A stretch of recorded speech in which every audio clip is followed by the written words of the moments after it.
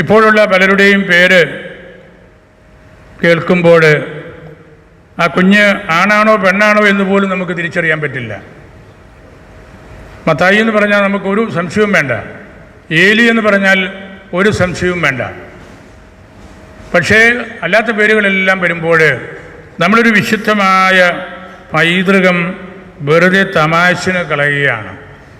രണ്ടക്ഷരത്തിലുള്ള പേര് വേണം, എത്ര കുട്ടികളുണ്ടായെങ്കിലും രണ്ടക്ഷരത്തിലുള്ള പേര് വേണം.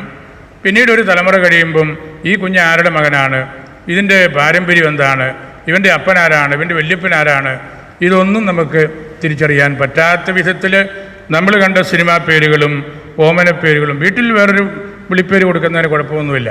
പക്ഷെ നമുക്ക് നമ്മുടെ കുടുംബത്തിൻ്റെ, നമ്മുടെ മാതാപിതാക്കളുടെ പരമ്പരയിലുള്ള നല്ല പേരുകൾ, അത് വിശുദ്ധന്മാരുടെ പേരാണ്, സുവിശേഷകന്മാരുടെ പേരാണ്, രക്തസാക്ഷികളുടെ പേരാണ്. അങ്ങനെയുള്ള പേരുകൾ മാമോദിസായിൽ കൊടുക്കുകയും സാധിക്കുന്നിടത്തോളം അത് വിളിപ്പേരായിട്ടുകൂടെ എടുക്കുകയും ചെയ്യുമ്പോഴാണ് നമ്മൾ ക്രൈസ്തവരായിട്ട്, നസ്രാണികളായിട്ട്, സുറമലബാർ സഭക്കാരായിട്ടൊക്കെ നമുക്ക് ജീവിക്കാൻ പറ്റുകയുള്ളൂ. നോമ്പ് വരുമ്പോഴോ നോമ്പൊന്നും വേണ്ട, കൊച്ചല്ലേ, അവന് കോഴി തന്നെ പുഴുങ്ങി കൊടുക്കാം, അപ്പന് പ്രായമായല്ലോ, പോത്തിറച്ചി മേടിച്ച് കൊടുത്തു കളയാം. ഇതൊന്നും ഒരു കാര്യമൊന്നുമില്ലെന്നേ. 2 ആഴ്ച അപ്പനും കുഞ്ഞുമൊക്കെ പച്ചക്കറിയൊക്കെ കഴിച്ചിരുന്നാലൊന്നും ഒന്നും സംഭവിക്കാൻ പോകുന്നില്ല, കുറച്ചുകൂടെ നല്ല ആരോഗ്യം കിട്ടുകയുള്ളൂ. നമ്മളതിനെയെല്ലാം ലഘൂകരിച്ച് നോമ്പൊന്നും സാരമില്ല, ഇപ്പോൾ ഒന്നുമില്ല, പാലായി മാത്രമേ നോമ്പുള്ളൂ, മറ്റു രൂപതയിലൊന്നും നോമ്പില്ല, ഇതൊക്കെ ഞാൻ കേട്ടുകൊണ്ടിരിക്കുന്നതാ, എനിക്ക് കിട്ടുന്ന എഴുത്തുകളാണ്. നമ്മളിതൊന്നും നഷ്ടപ്പെടുത്തി കളയരുത്. നമ്മുടെ പൂർവികർ പഠിപ്പിച്ചതും നമ്മളുടെ സഭ പഠിപ്പിച്ചതുമായ കാര്യങ്ങൾ നമ്മുടെ ജീവിതത്തിൽ കൊണ്ടു നടക്കാൻ പഠിക്കുമ്പോഴാണ് നമുക്ക് അതിൻ്റെ സാങ്ക്ടിറ്റിയോടുകൂടി മാമോദീസായിൽ നല്ലൊരു വിശുദ്ധയുടെ പേര് സ്വീകരിക്കുമ്പോൾ അത് പവിത്രമായ ഒരു കാര്യമാണ്. ഞാൻ കുറ്റം പറയുന്നതായിട്ട് വിചാരിക്കരുത്. സമർപ്പിതരുടെ പോലും പേരുകൾ കേൾക്കുമ്പോൾ എനിക്ക് അത്ഭുതം തോന്നിയിട്ടുണ്ട്. ഇതാരാണാവോ? അതാണ്, അങ്ങനെ കൈവിട്ടു പോവുകയാണ്, നമ്മൾ കണ്ണടച്ച് കളയുകയാണ്, നല്ല പാരമ്പര്യങ്ങളൊക്കെ എടുത്ത് വലിച്ചെറിയുകയാണ്. ലോകത്തിൻ്റെ പരിഷ്കാരത്തോട് ചേർന്ന് നമ്മുടെ കുഞ്ഞുങ്ങളെയും നമ്മുടെ സമർപ്പിതരെയും നമ്മുടെ കുടുംബ ആചാരങ്ങളെയും സഭയുടെ ആചാരങ്ങളെയും എല്ലാം നമ്മൾ എടുത്തു കളയുകയാണ്. അതുകൊണ്ട് നമ്മൾ വളരെ ശ്രദ്ധിക്കണം. ഈ സമൂഹം നിലനിൽക്കണം, ഇതിൻ്റെ സ്വത്വം നഷ്ടപ്പെടുത്തരുത്. നോമ്പിനും പ്രാർത്ഥനയ്ക്കും ഉപവാസത്തിനും വിശുദ്ധരോടുള്ള വണക്കത്തിനുമൊക്കെ കൂടുതൽ മുൻഗണന കൊടുത്ത ഒരു സമൂഹമാണ് നമ്മുടേത്.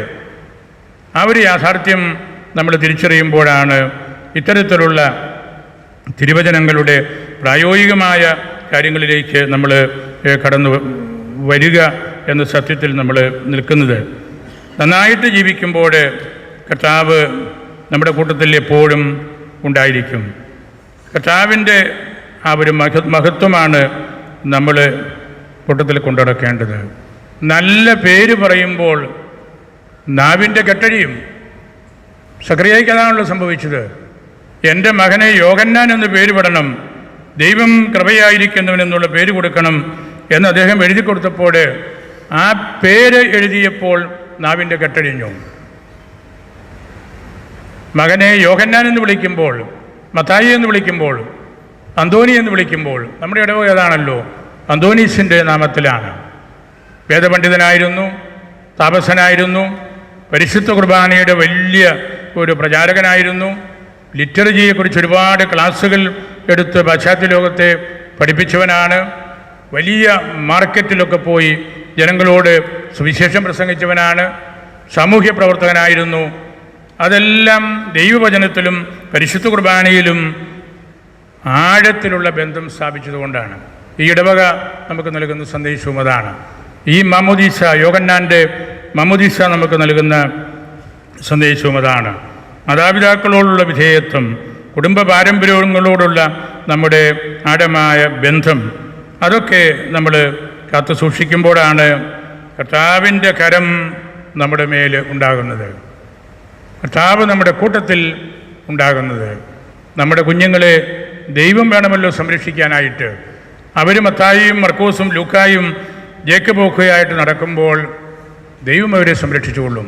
ആ പേര് വിളിക്കുമ്പം തന്നെ ദൈവത്തിൻ്റെ ശബ്ദമാണ് നമ്മൾ കേൾപ്പിക്കുന്നത്. അങ്ങനെ നമുക്ക് നല്ല വിശുദ്ധ പാരമ്പര്യങ്ങൾ കാത്തു സൂക്ഷിക്കാനുള്ള അവസരമായിട്ടുകൂടെ ഈ പേരിടിയിൽ യോഹന്നാൻ്റെ പേരിടിയിൽ കാരണമാകട്ടെ എന്ന് ഞാൻ പ്രത്യേകമായിട്ട് പ്രാർത്ഥിക്കുന്നു.